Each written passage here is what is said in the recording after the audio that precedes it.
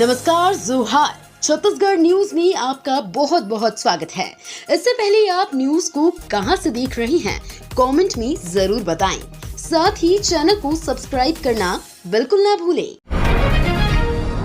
PM Modi ने छत्तीसगढ़ में launch किया महतारी वंदन योजना। प्रधानमंत्री नरेंद्र मोदी ने विधानसभा चुनाव के दौरान महिलाओं से की गई गारंटी की एक और शुरुआत कर दी है। उन्होंने छत्तीसगढ़ में महतारी वंदन योजना की शुरुआत की है और 655 करोड़ रुपए की पहली किस्त भी जारी कर दी है। छत्तीसगढ़ में इस योजना की शुरुआत के दौरान प्रधानमंत्री मोदी ने कहा कि महिला शक्ति को मजबूत बनाए रखने के लिए महतारी वंदन योजना की शुरुआत करने का मौका मिला है। बाल विवाह मुक्त छत्तीसगढ़ बनाने का प्रयास, सीएम विष्णुदेव साय ने महिलाओं को दिलाई शपथ। छत्तीसगढ़ के मुख्यमंत्री विष्णुदेव साय ने रायपुर के साइंस कॉलेज ग्राउंड में आयोजित महतारी वंदन सम्मेलन में बाल विवाह मुक्त छत्तीसगढ़ अभियान का शुभारंभ किया। इस दौरान सीएम साय ने स्वयं बाल विवाह रोकथाम संकल्प पत्र पर हस्ताक्षर किए। अभियान का संचालन प्रदेश में महिला और बाल विकास विभाग की ओर से यूनिसेफ के सहयोग से किया जाएगा। सम्मेलन में सीएम ने बाल विवाह मुक्त छत्तीसगढ़ के ब्रोशर का अनावरण किया। महिलाओं को बाल विवाह रोकने की शपथ भी दिलाई। आचार संहिता से पहले छत्तीसगढ़ में कर्मचारियों को महंगाई भत्ते की सौगात। भारत सरकार ने केंद्रीय कर्मचारियों का 7वें वेतनमान के अनुसार 4% डीए बढ़ा दिया है। केंद्रीय कर्मचारियों का महंगाई भत्ता 46% से बढ़कर अब पूरे 50% हो गया है। लोकसभा चुनाव से पहले देश के 33 लाख केंद्रीय कर्मचारियों में खुशी का वातावरण है। केंद्र के बाद अब छत्तीसगढ़ में भी महंगाई भत्ते की मांग तेज हो गई है। कर्मचारी और शिक्षक संगठन अब इसको लेकर मुखर होने लगे हैं। वजह यह है कि केंद्र और छत्तीसगढ़ के डीए में 8% का अंतर हो गया है। छत्तीसगढ़ में इस समय 42% डीए मिल रहा है।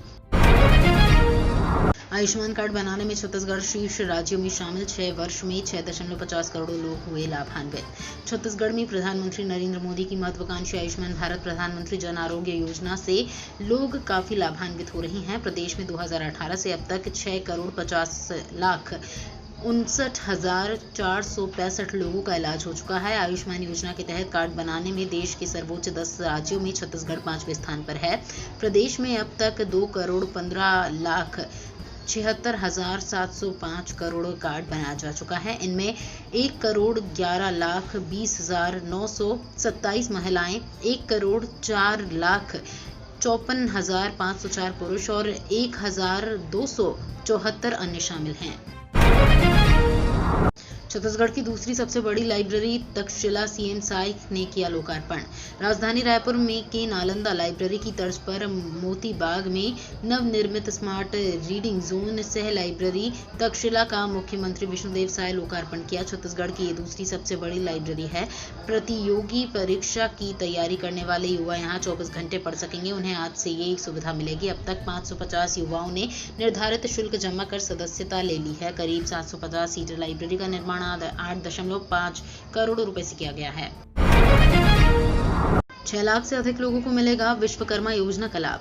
प्रधानमंत्री विश्वकर्मा कौशल सम्मान योजना का उद्देश्य कारीगरों और शिल्पकारों की पहचान विश्वकर्मा के रूप में कर उन्हें सभी प्रकार लाभ प्राप्त करने योग्य बनाना है। 1 वर्ष पूर्व इसका क्रियान्वयन ग्रामो उद्योग विभाग द्वारा किया जाता था, अब उद्योग विभाग द्वारा किया जा रहा है। प्रदेश में 11,586 ग्राम पंचायतों के 6,37,230 शिल्पियों को योजना का लाभ पहुंचाने का लक्ष्य रखा गया है, जिसके विरुद्ध अब तक 3,23,371 शिल्पियों का पंजीयन हो चुका है।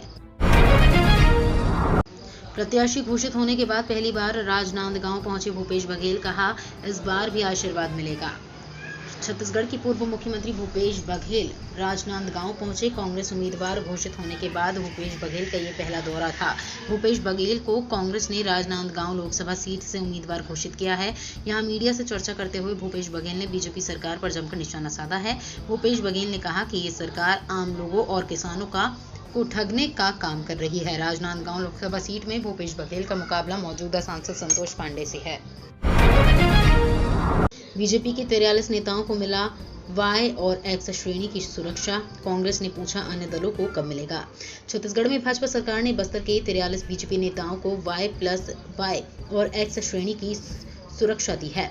बीजापुर क्षेत्र में बीजेपी नेताओं की हत्या को देखते हुए बीजापुर भाजपा जिलाध्यक्ष श्रीनिवास मुदलियार ने केंद्रीय गृह मंत्री अमित शाह को पत्र लिखकर सुरक्षा की मांग की थी। इस पर उन्हें सुरक्षा प्रदान की गई है। सुरक्षा देने पर प्रदेश कांग्रेस संचार के प्रमुख सुशील आनंद शुक्ला ने भाजपा पर तंज कसा है। इसके साथ ही उन्होंने कई सवाल खड़ा किया है। छत्तीसगढ़ में 3 चरणों में हो सकता है लोकसभा चुनाव। छत्तीसगढ़ में लोकसभा चुनाव 3 चरणों में कराए जाने की तैयारी है। पहले चरण में बस्तर में चुनाव कराए जाने के साथ ही अगले हफ्ते आचार संहिता लगने की संभावना है।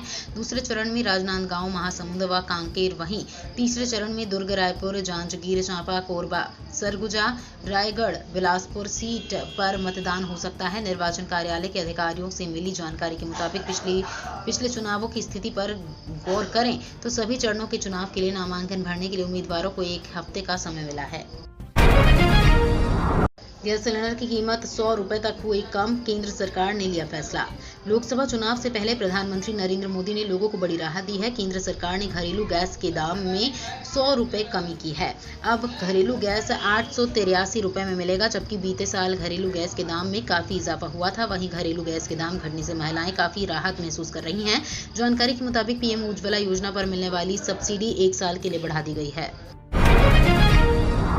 खाद्य विभाग की जांच में बड़ा खुलासा, भाजपा कार्यकर्ता पर हुई कार्रवाई। पीडीएस के चावल के संदेह में जब्त चावल की जांच रिपोर्ट आ गई है। खाद्य विभाग ने जांच के लिए सैंपल भेजा था।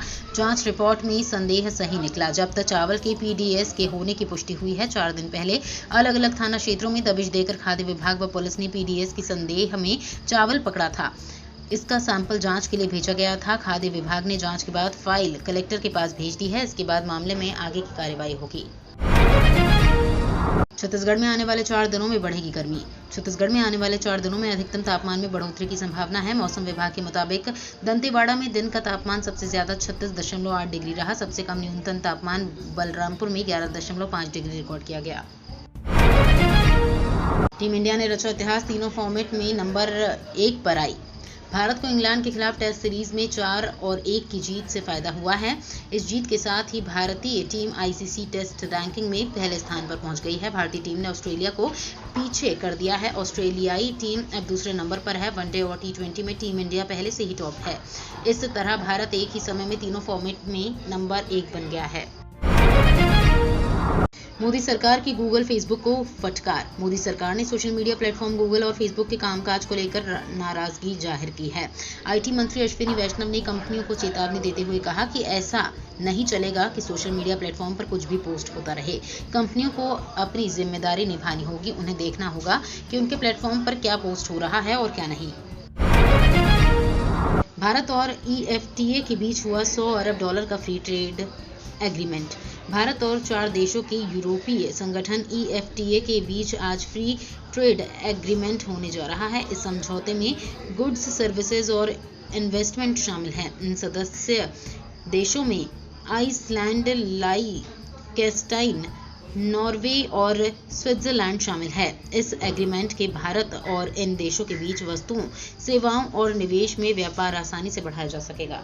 ये तो थी आज की बड़ी खबरें। अगर आपको न्यूज़ पसंद आई हो तो वीडियो को लाइक और शेयर करना बिल्कुल ना भूलें। धन्यवाद।